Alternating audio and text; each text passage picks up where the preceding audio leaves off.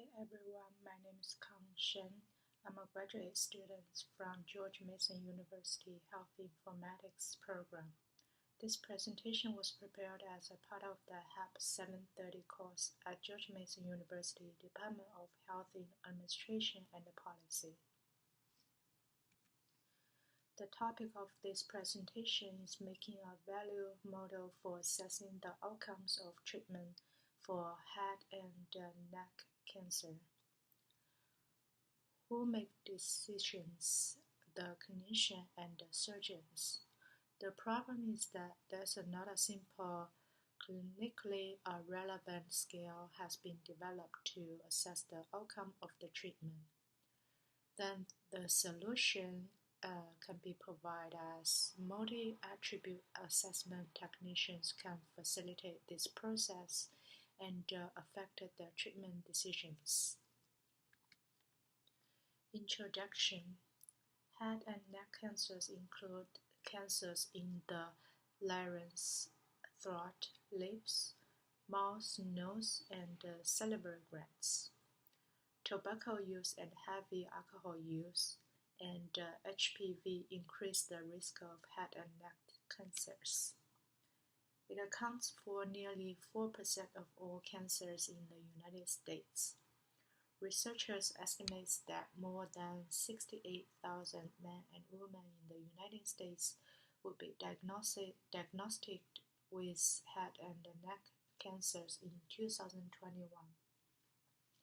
Head and neck cancer treatment can include surgery and radiotherapy, such as radiation therapy, chemical therapy, target therapy, immunotherapy, or a combination of treatment.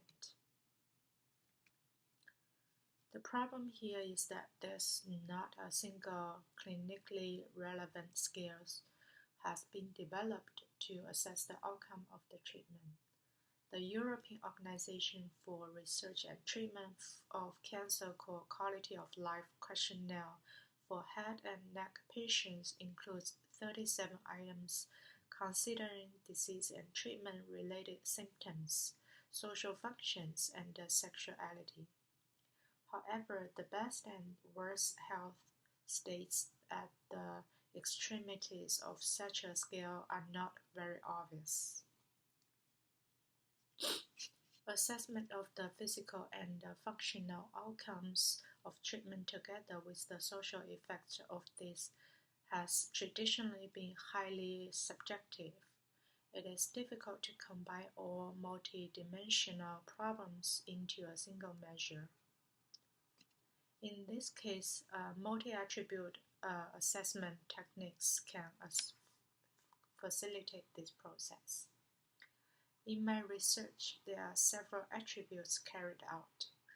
The domains were centered on social function, pain, physical appearance, eating and speech problems, nausea, donor site problems, and shoulder function. Domains were weighted relative to each other. Social function was considered the most important attribute and was weighted as 89. Followed by pain, weighted as 85, physical appearance 77, eating and speech problems 76, nausea 69, donor site problems 46, and shoulder function 46. A series of statements were constructed for each domain. It described a range of outcomes starting from the best possible to the worst possible outcome. Therefore, a numerical value was assigned to each statement for the inter-domain scores. To evaluate this multi-attribute value model, I constructed a hypothetical cases with a minimum 30 cases.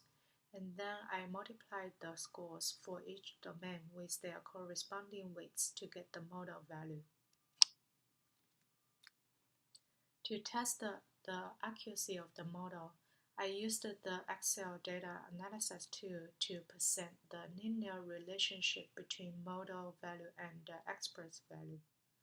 As a result, the model makes similar predictions on treatment outcome and indicates the likely outcome for patients before the treatment. In conclusion, the research described that objective assessment of outcome of head and neck cancer management has rated the relative importance of the components. The scale present here will be useful in many contexts. For example, it can evaluate the relative merit of variant treatment modalities. It can also examine to what extent actual treatment outcome is related to patients' pro-operatively the likely outcome of a proposed treatment plan.